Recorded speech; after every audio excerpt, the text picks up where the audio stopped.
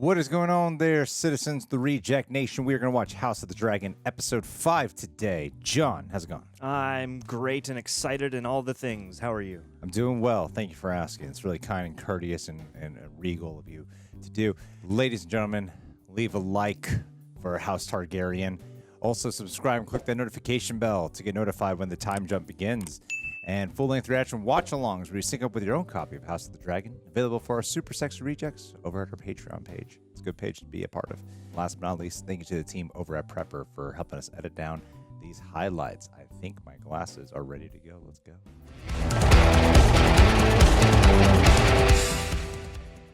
Rabbit, Dear, care for some company?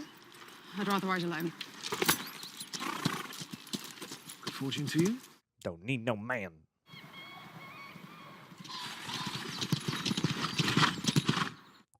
Why does this feel so tense? She's gonna get lit up with arrows any minute.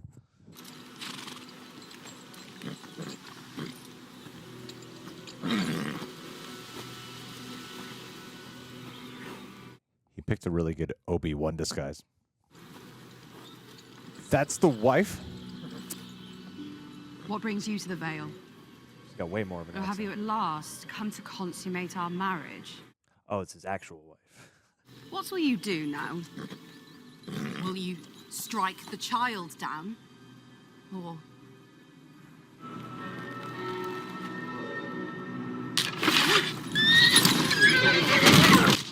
Dang! Whoa! But she had the high ground. Oh, she paralyzed, yeah.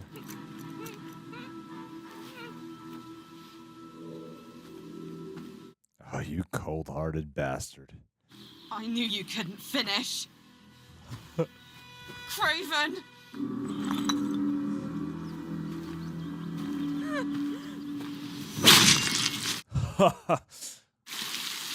You chose Rhaenyra.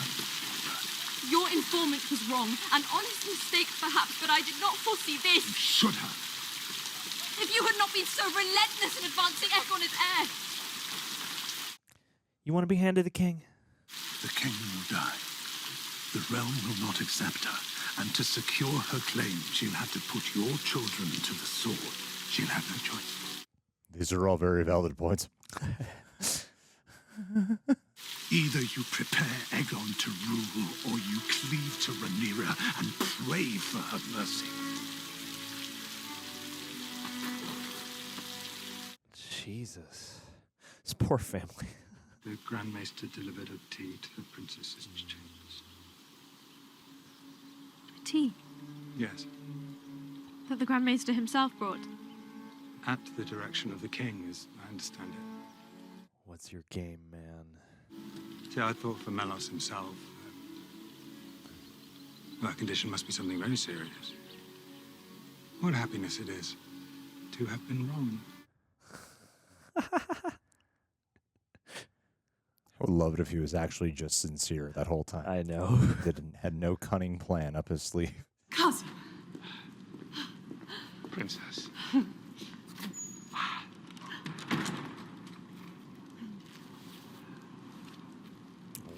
Are you well?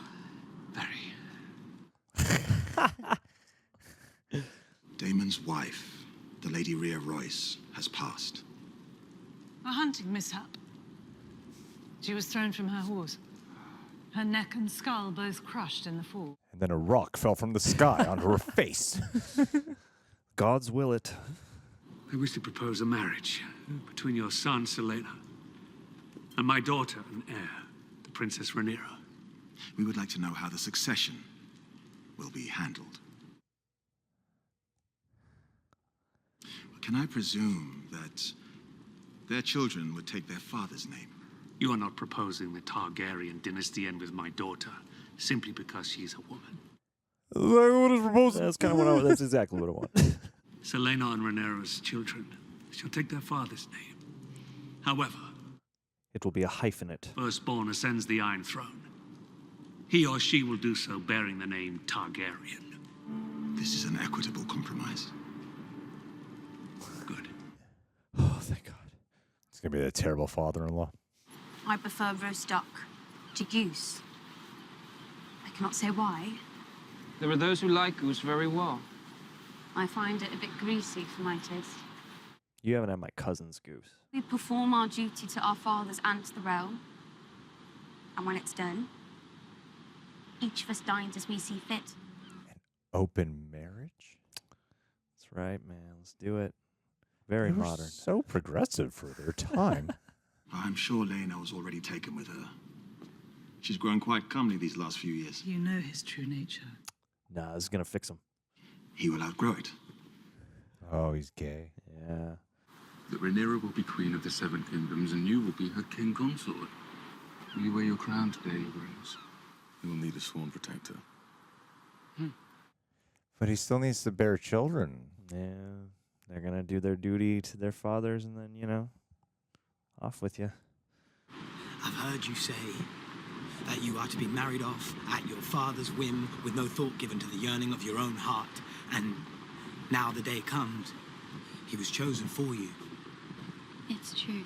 Oh, this guy's hurt, man. If there were another path, one that led to freedom, would you tread it?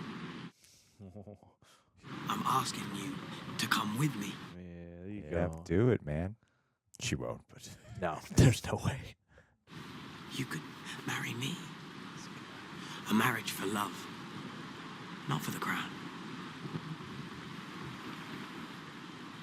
Nah, I want that crown, though. It is my duty to marry a nobleman from a great house, and Sir Laenor will make a fine husband.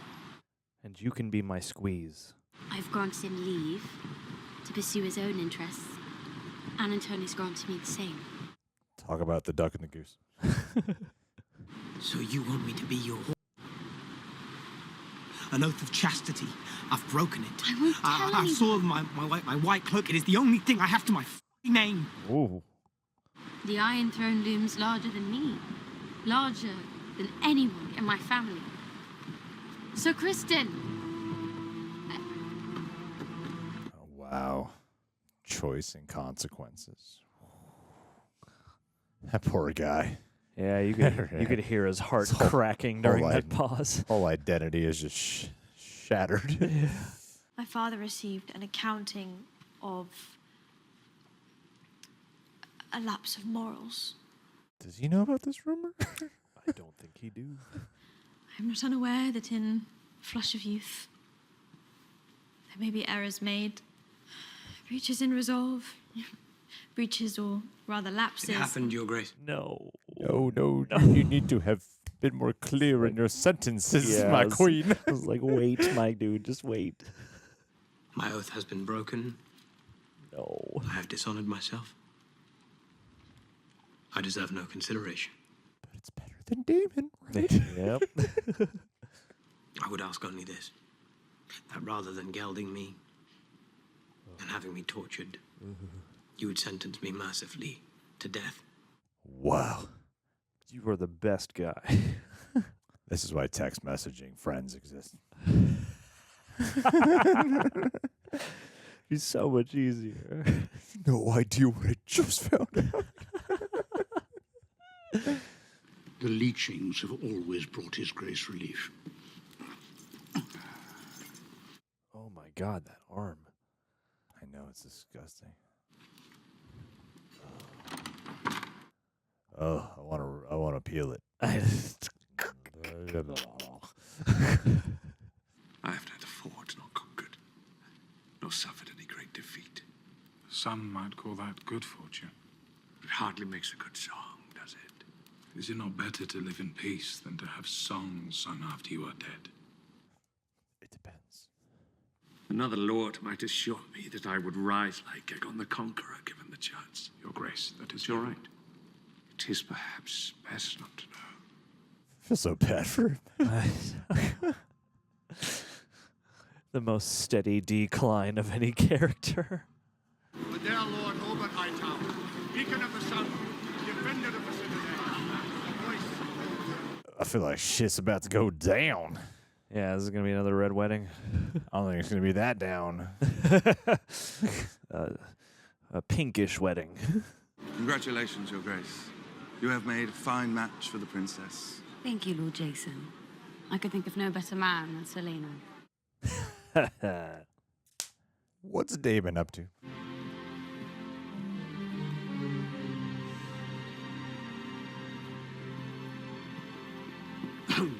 She's put together. Touch your boy? Touch your goose right there? Oh, here he is.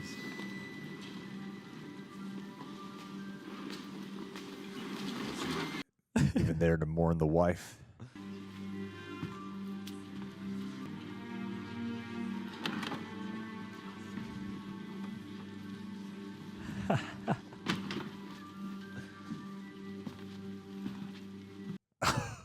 Oh, God.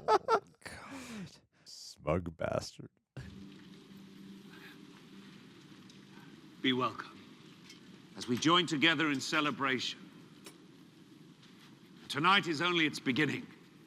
We honor the crown with House Targaryen and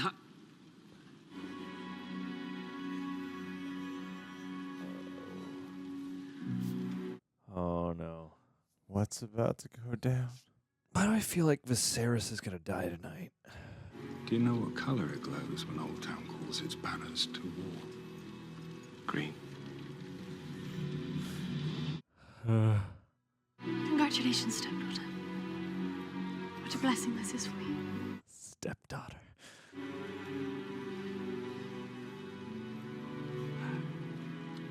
Please be seated. This show is so uncomfortable. I swear to Christ. This is my come to Jesus moment right here. A royal wedding between my daughter, your future queen, and Sir Laenor Velaryon, the heir to Driftmark. She's going to confront her, right? Yeah, she's got to. Or spill something out. I feel like something is going to go down. Yeah.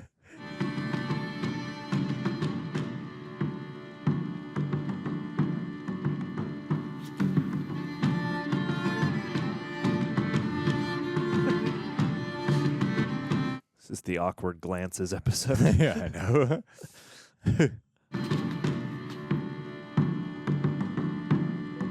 Oh my God, everyone's just piecing everything together by the looks.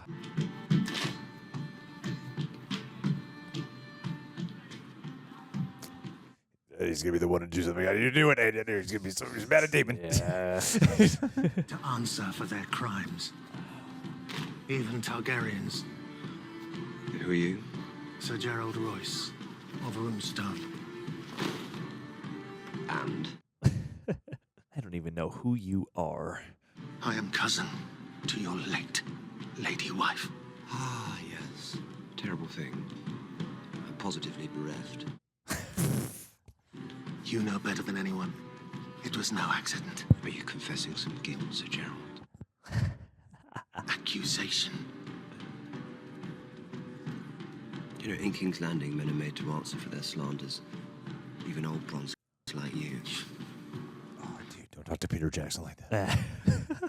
Lady Rhaenyra and I had no heirs, as her husband, whatever she was due, now passes to me. Territory of Runestone. Did you not? After my niece's wedding, I plan to fly to the Eyrie and petition Lady Jane myself. Perhaps I'll see you there, Sir Gerald. Oh my God. Fly to the area. It's okay, buddy. You gave it your all.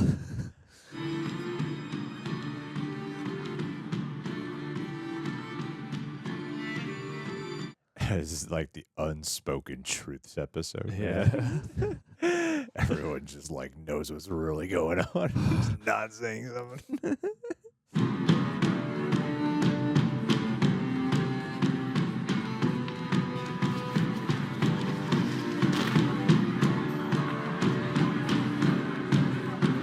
Uh-oh. Oh, no. Uh-oh. Oh, God. Has anybody ever told you you're nearly as pretty as your brother?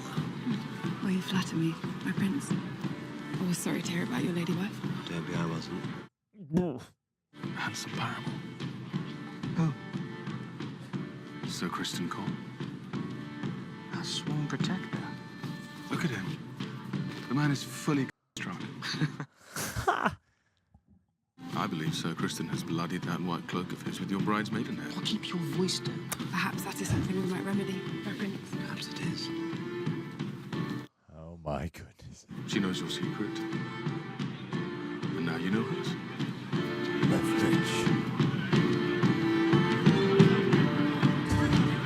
Guys, leave Criston alone. This is a terrible wedding. He's been through enough. This is worse than the Red Wedding. It's more awkward than the Red Wedding. Some ways more painful. I'm on watch. What's your business? You don't know me, Sir Criston. But we are both deeply invested in this union. Sir Laenor is quite dear to me. As I know, the princess is to you. And we should swear to each other to guard them and their secrets. Because if those are kept safe, then so are we all. It's a great shot with the two overlapping faces.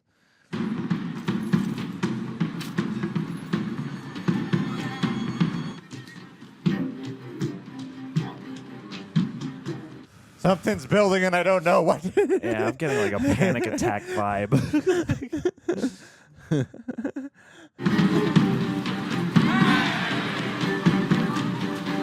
There's too much attention to all this chaos. Lance Lane. Of course, my prince.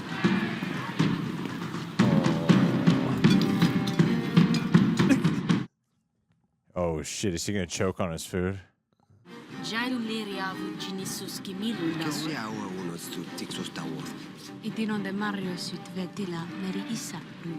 Oh.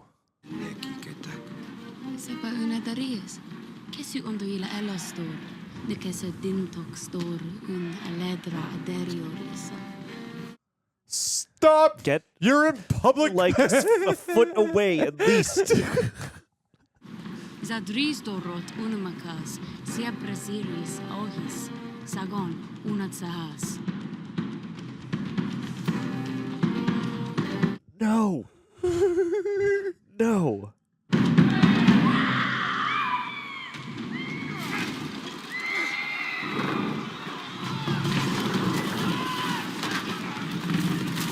What the shit is happening?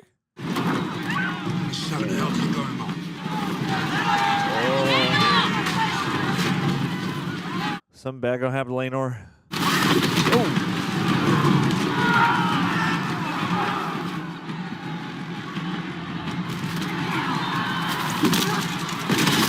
Oh no! Yep. He got involved.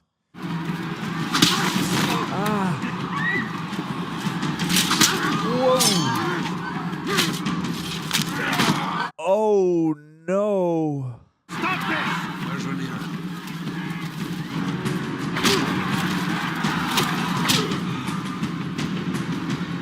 Oh man! Oh shit! Yep.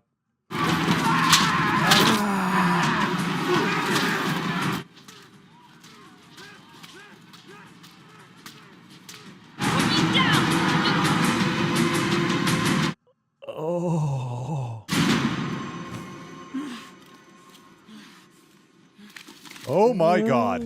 Wow!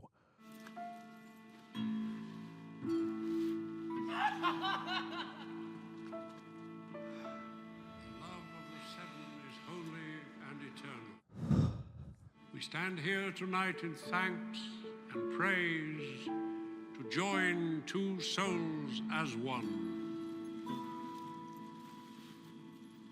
Oh yeah, dude, you're way fired. He's gonna kill himself in front of the tree. Hear now their vows. I am yours, and you're mine. Whatever may come. Oh my goodness. I am yours and you are mine. Laenor of House Velaryon, Rhaenyra of House Targaryen, to be man and wife. Now and forever. Sir Criston.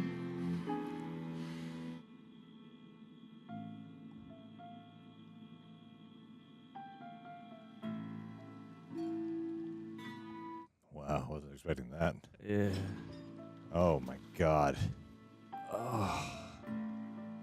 What a cursed day.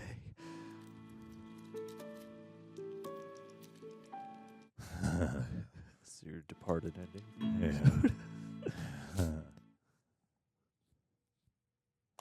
Wow. Whoa. That's some rough stuff. That's hardcore.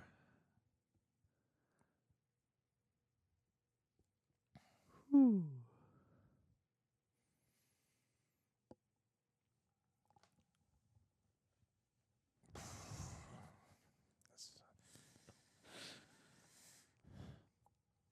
What I would have paid to be a fly on that wall. Way up high on that wall.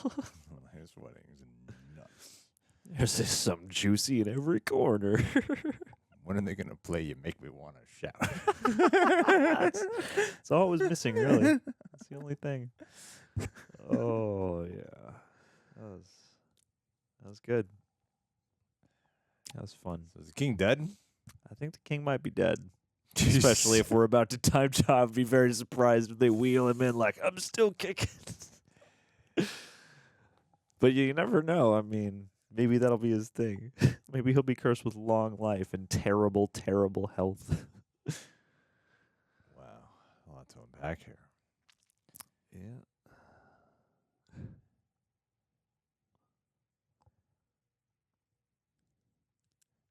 There had to have been a lot of people who saw Daemon put his hands on her face. I feel like there would have had to have been people paying attention or someone nearby who's aware of the allegation in this place. That was a really well done build-up because you're like, shit's about to go down, and I'm not even sure what it is, but something terrible is about to happen. Where it's going to come from, which character's going to spark it off. And I love that, too, when shit really does go down, like it's vague as to exactly what happens. It just, then it just evolves into this chaos. That was awkward as shit. I loved it. Yep. Tremendously cringeworthy filmmaking in a good, painful way. I was so impressed with that episode because from just a technical standpoint for writing, because at first there was a part of me that was like, okay, there's been a lot of like public knowledge that after this episode there's going to be the time jump that eventually happens where some of our characters are going to be replaced by other actors and such. And I was like, okay, some of this seems like this is a setup episode for what's to come. Like they're setting some stuff up. And I was kind of worried that that's all it was mainly going to be, with like a few like little bits, but it managed to be just a very in-depth, provocative episode again, as you'd want, that felt so immediate. And also did a wonderful job successfully setting up the future. Like it did both like simultaneously so well, because there's such a great groundwork laid for the future that is off to just a terrible start. Like it's just the worst start. It wrecks the chessboard and then sets it back up for you. Yeah. Yeah, and I think that's really impressive that they did that, because a lot of times, you often walk away with shows going, it's like a setup episode. It's a good setup episode. And it's rare you can walk away going, it did both incredibly well. Like, I'm actually looking forward to seeing what the future is and what that time jump will be, which I'm sad to see, like the Millie Alcock? Alcock, yeah. Alcock, yeah, who plays Rhaenyra. I'm so disheartened to see her go, because, again, delivering another exquisite performance. Just a powerful one, and such a turning point episode for this character. Like that scene that she has with Criston on the boat when he is proposing, like, why don't we just escape? Let's just like live our romantic lives out and just be in love and forget this hierarchy, this thing you've always sort of dismissed and had issues with, that you've always confided in me.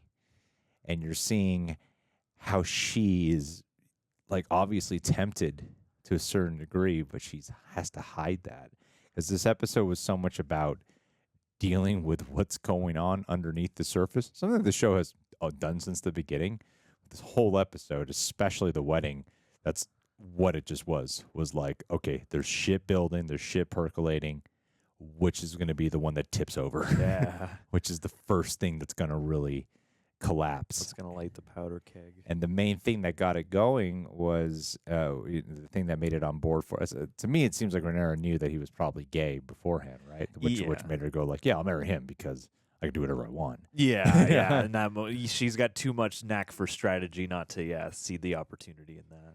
But the ace in the hole, like the thing that she had to work with was the fact that he had a lover. And now so did she. And so did she, and now both of those have been just. I mean, I don't know what's going to become of Criston. And after that moment with Alicent, I don't know what Alicent's plan is. It seems like Alicent's now like she's in a solo position, almost Cersei-esque, almost just someone who's you're like, oh yeah, she's queen, but now there's no king with her, and now she has to worry about her children and what could be stripped from her in the future. What could happen to her well-being. And maybe she needs to harbor this information and somehow use, you're like, okay, what's everyone plotting now? Everyone's an enemy. Everyone's using each other even more aggressively than they were before. All these bonds are even more tenuous now and more, just like stress worn. Yeah, I love it. It's great. And then you got Daemon, who's just waiting to cause all kinds of chaos. Just walks in, every time he enters a room, it's solely to just cause the most effective chaos. It's just funny how they kill off the wife at the very beginning, and that's your first time meeting her, right? Yeah. And we've heard about her a bunch of times. Just solely from his perspective, where everyone's like, she's fine. And he's like, I hate that bitch. And she shows up and she's like compelling for those moments she's on screen. I was bummed to see her just die. I was too. Bummed because I thought, oh, this is going to be interesting to unpack here.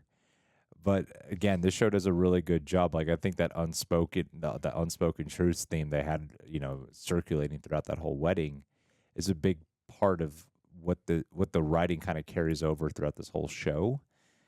Because it weirdly, of course, I would like to have seen more with it would just hit that much more harsh if we had gotten to know her a little bit. Yeah.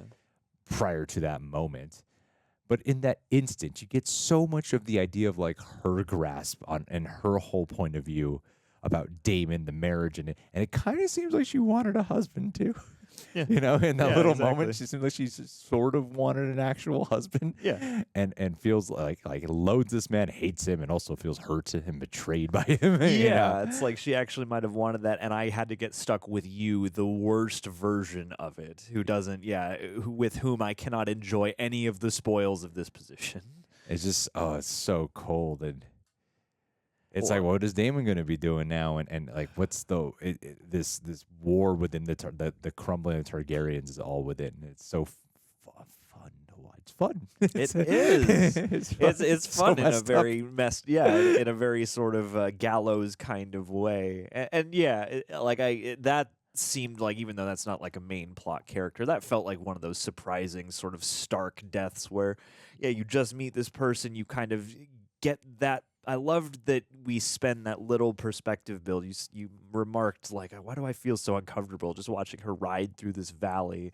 And then she comes upon Daemon in the most, ominous, but also oh, okay, it's just him kind of way. But, I don't know, just it's such a cold scene, and it says so much about him in a way. It's a bummer because, it's not really about her as much as it is just, showing just the depth of his, just coldness keeps coming back to mind, because you could see a way in which this alliance could be beneficial in some way, shape, or form, but Daemon doesn't seem interested in any of that. And when he comes back around with Sir, I can't remember his name, Jaren or whatever, the other, the relative of hers, it's so painful to watch that guy step up and to really feel like he's got an opportunity to stick it to Daemon, only for Daemon to turn around and be like, oh, hey, by the way, I just inherited your entire place of living, your entire homeland. Can you arrange that for me? Yeah. It's just so, Daemon remains this fascinating character because it's a testament to Matt Smith's performance in those moments, because every time he's just sitting there observing, you're like, what is this guy thinking? And there are little moments where you're like, I can still see a glimmer of a human in there, but so much of him is just like a chaotic evil character, like a chaotic neutral character or something like that, where it's I can never really. I said this before, and it rings true throughout and through this episode. Like it seems like he almost never comes in with a plan, except to watch things twist. Well, I think he always has.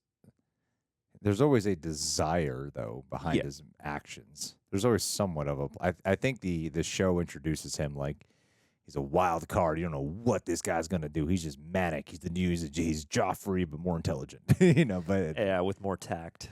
But then, you quickly learn that no, he's actually a lot more clever and conniving because it's like that.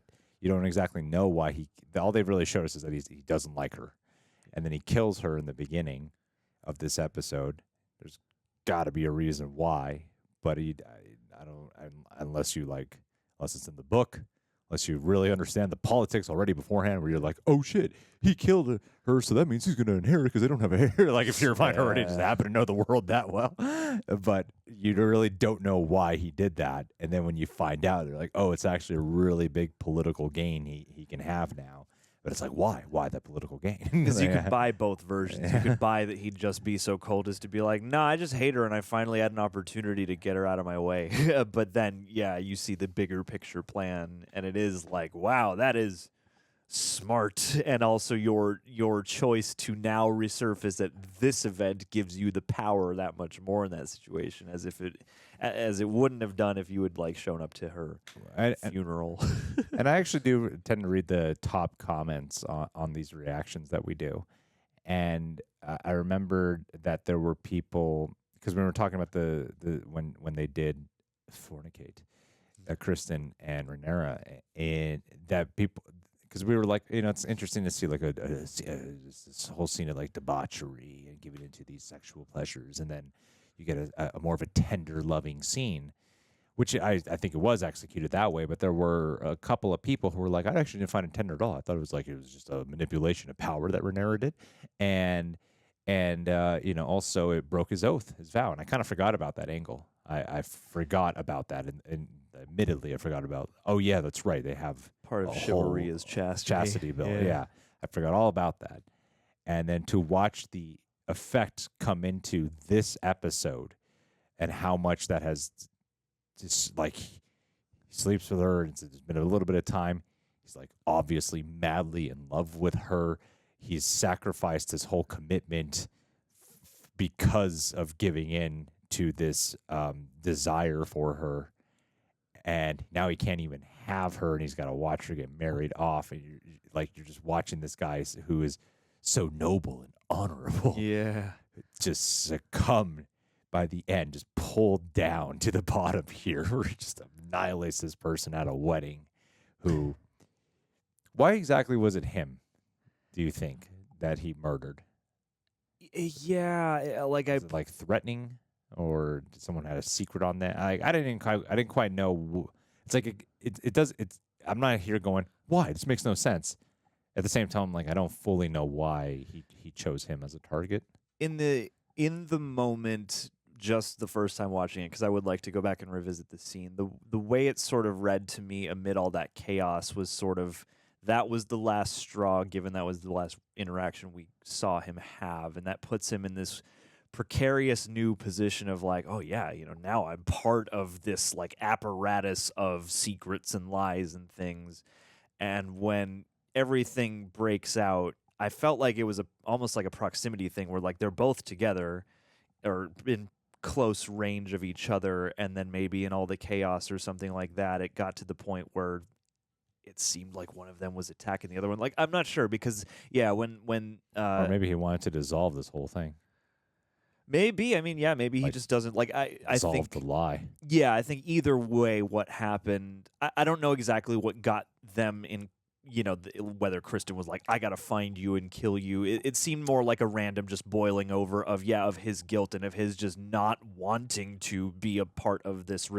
The regret, the guilt, the pain of the conversation before with Rhaenyra, where he lays out this very pure, noble, like, let's run away together and just have a life. And all that stuff mounts, and then, it's like Alicent learns about this, and it's like his whole spirit seems like it's been demoralized, and then, that exchange with Laenor's bow there, it just seems like it it just solidifies his descent into this immoral place that I'm sure is eating at his soul. And yeah, that's probably then just the target of like, I am overcome and I'm just letting it out on you because that's exactly not what I want. Well, at the same time, by letting out on him, though, they both now just, they're married. Like, Rhaenyra is just married now. They don't have the things they can have their fun with. Yeah, and it's like, even if it was like, well, you're still free to go out and, you know, meet people and whatever. It's like, yeah, that doesn't even probably appeal anymore because they've both suffered such a like a heart loss. Well, yeah, it wasn't because the show clearly re-explains it, that it's not just about going out and, you know, getting all kinky and stuff and having multiple lovers. It's about being with the one you really love. Yeah. And now they don't get to be with the one they really love. I thought that was a good use of that metaphor because at first you're like, I think they're trying to say he's gay, but I also think it's just like, yeah, I know you love somebody for real, and so do I. So yeah, I thought that was a well-articulated theme. Yes. Yeah. Very well done stuff. And so painful. And then they just skip all the celebrations and all the festivities, and they just go right to the wedding, and you just feel that much more hollow for everyone involved. They're just like, they're barely looking at each other, and they're like talking all soft, and yeah, you could just tell like what a horrible night. And then Viserys keels over. But I love the show for what it explores with this political game and the how when your emotions just they simmer. They simmer when you push it down for something that is like duty, yet you see what the consequences of that can be, and then you watch something like Rhaenyra give in to sleeping with Criston, and then how that's destroyed something. You're watching like Rhaenyra, who's been like such an amazing character, and you never associate at all as like a bad person. And then at the climax of this wedding, you watch like just the depravity of all these things that happen, such consequence because of things that she participated in or partook in. You know, she's like that whole divide with Alicent at the end, which is like Alicent just finding out the truth, everything with Criston, Daemon, even like Daemon's just all over the place here. He's like freaking trying to sleep with the one girl or like tempting her, and then he's like, I want Rhaenyra, man. He's like, Rhaenyra doesn't want this, goddammit. Yeah. And so you have that situation at hand, and then of course now she chose him. What's his name again? The Velaryon? Yeah. Laenor. Laenor. She chose Laenor. Yeah. Specifically. She was given a choice, chose him. Yeah. And through that choice now led to Laenor losing the one he loves. It's just like this major collapse, all surrounding things that not solely her, obviously. There's a whole bunch of other players involved here. But it is cool to see how she's the central point of it all. Uh-huh. You know, it's just gnarly shit. Well, yeah, and it's like such a web of consequences comes out of what in that episode feels like such an intimate, isolated, heat of a moment. And two, I love the way this episode reveled in, especially once you get to the ceremony, in this quality, and it's throughout both Game of Thrones and this sort of propping up of customs and of appearances, despite the fact that everyone in the room practically is side-eyeing each other and knows at least a version of what's really going on here and knows that this is kind of a sham.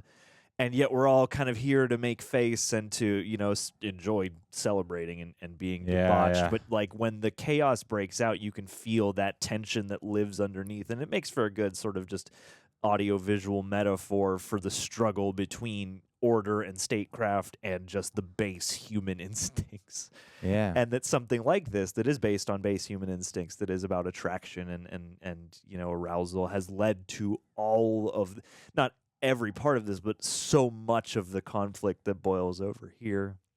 There's also this other quality that this episode really, like what I think Game of Thrones has generally explored, and the show especially, of,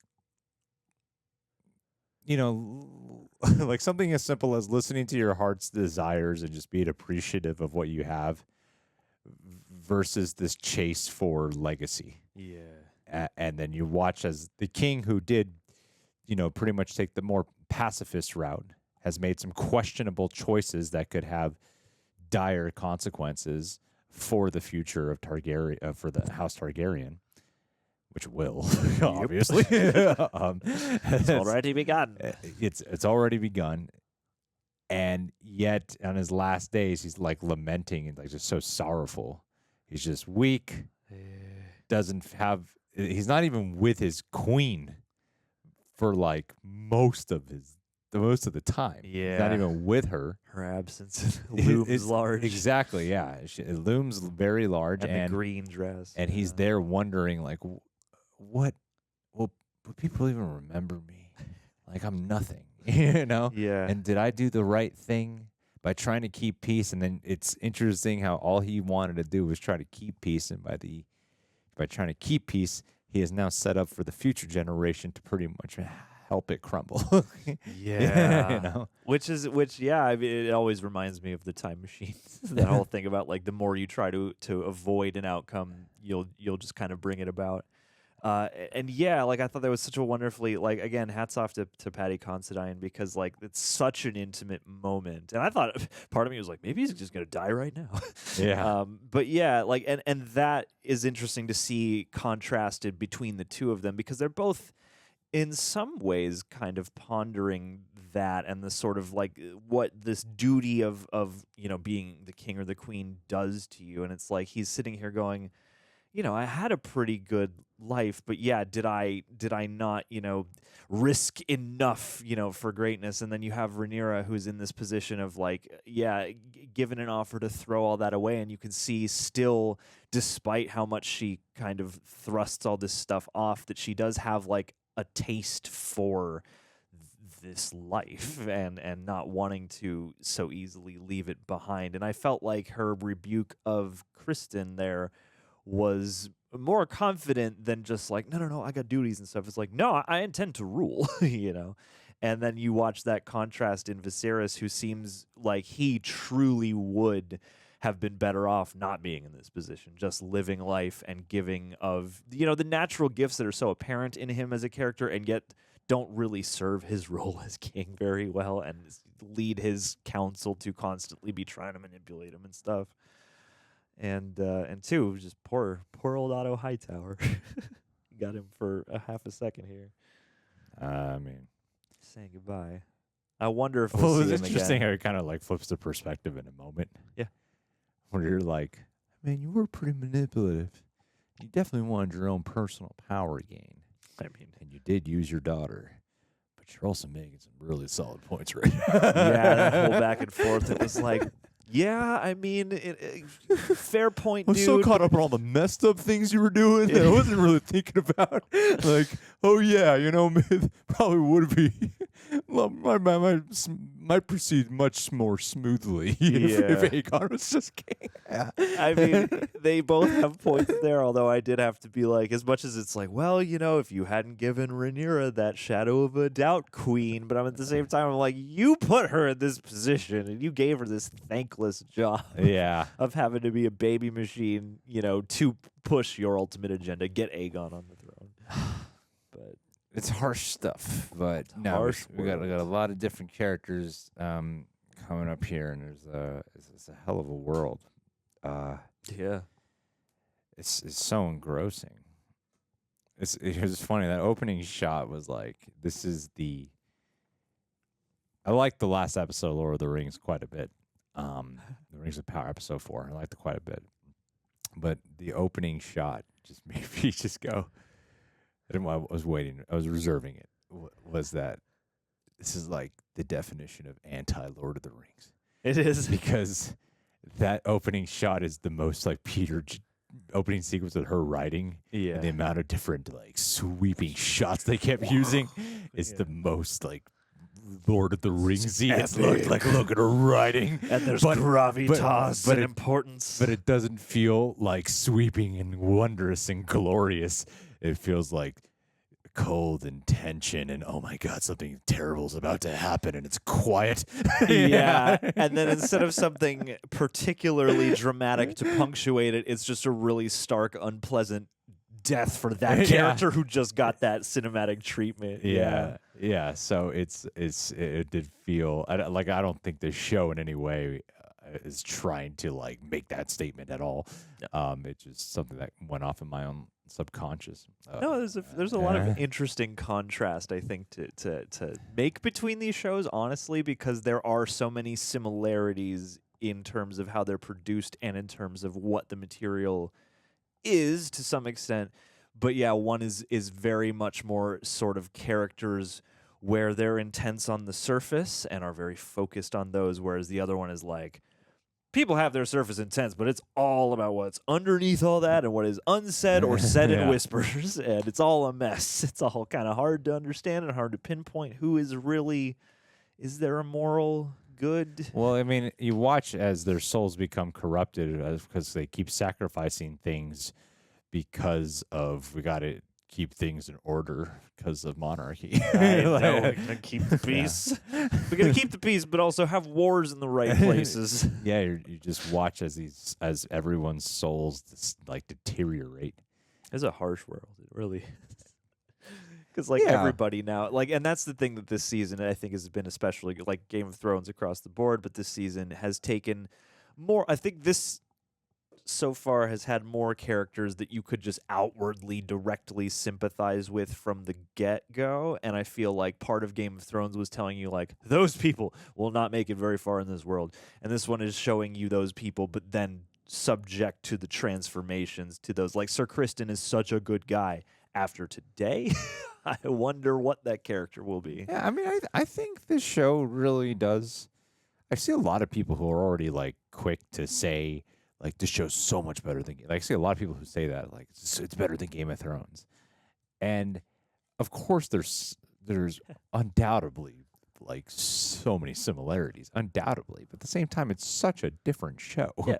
It's very, very different. Yeah. Like you kind of check in with just the same few people every episode in this show, and it's and the way they handle time and the way they're handling this buildup and what the main objective is, because it's like it gets you focused on. Yeah, it's all about ultimately ending on the consequences of who's going to be, sitting on the Iron Throne. Sure, that's but it's not as big of a chessboard, and nor is it.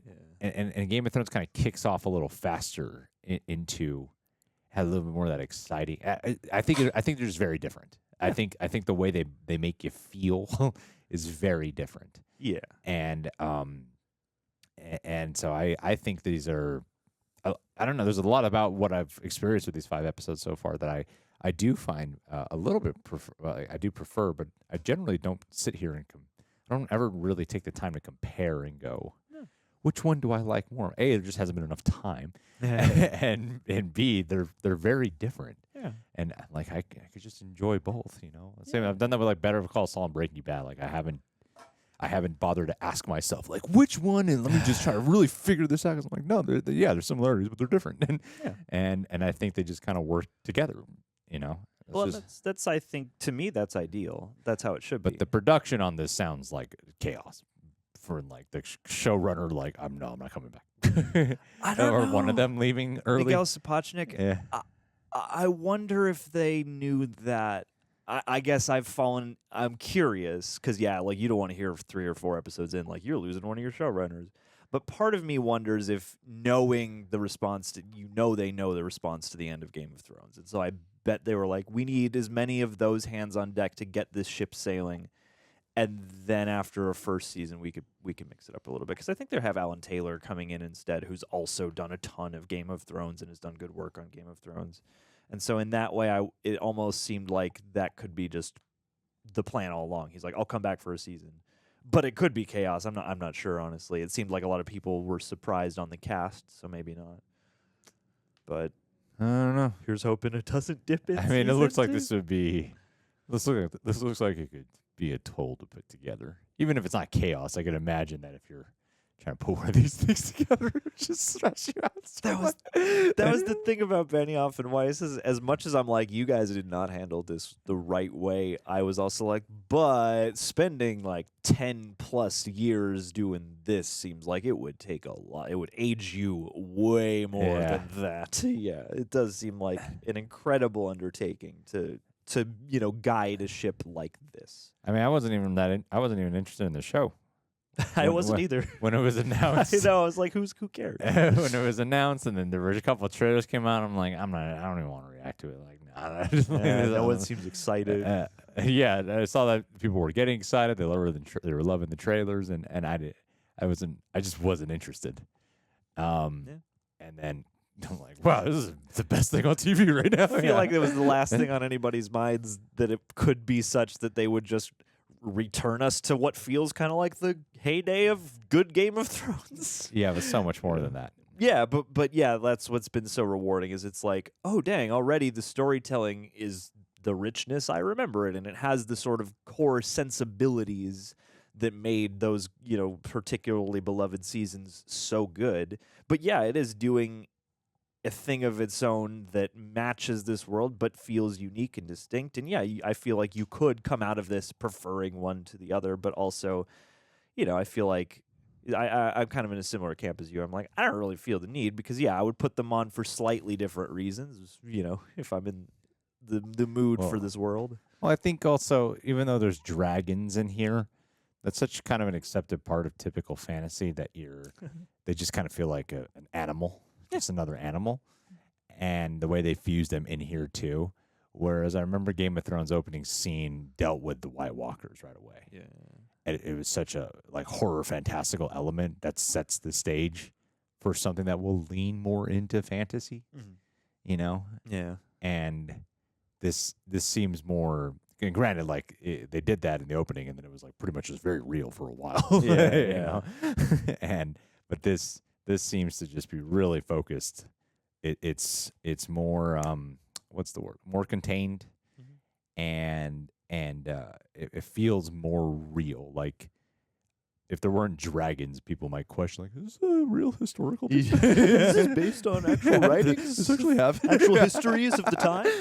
Yeah. Well, and two, I like that we've had a couple of dragon set pieces that are, big CG set pieces. But in this episode even, the dragons show up in one transitional moment and you see that they're around. And I think that contributes to that. It's they don't have to be the focus half the time and you don't need every episode to have some kind of crazy dragon sequence. They just remind you that they're there sometimes. And I feel like that often lends more credence than a big dragon-y scene.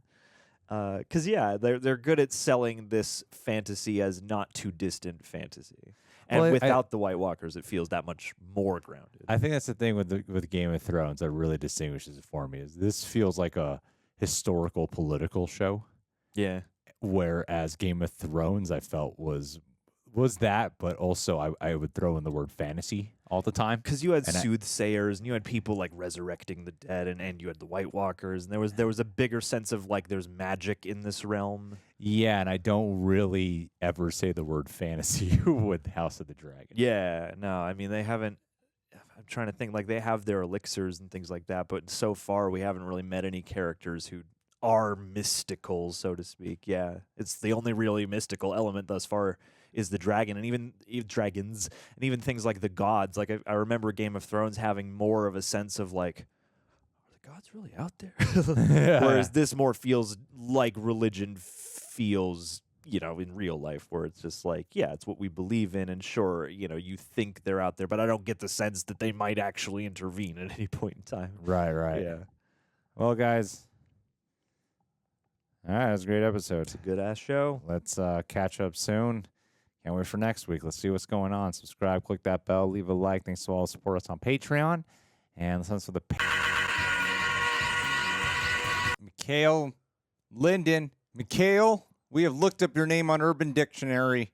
You're going to like it. And here's what we found. The sexiest man alive. That is how we have always described Mikhail. Always. He is the perfect, exciting, handsome, and is known to have a huge you-know-what. Oh, man. Put it away. It is so big, it gets in the way. It gets trapped bigger on pants. doors when you try to close it down whole on extra your way to pocket for it. driving. He is dominant over his brothers. He, with that huge thing of his, just uses it to show I'm the only one gifted with this, and will shit on anyone who opposes him. You don't want to mess with this guy. Learn that the hard way. He's got a third wheel on himself He's got weapon. a kickstand, bruh. He will shit on them. Overall, the most amazing guy in the world. Yeah, man. Not afraid to lay down the law, and if anybody questions, all you got to do is whip it out. Michael, Mikhail, you have Big D so energy. Overcome by your BDE. Big D energy, and you are ultimate alpha. You are. In our lives, Mikhail. Thank you for being you. I simp for you. No wonder you love James Bond, because you got so much in common with That's him. right, dude. You're the next one.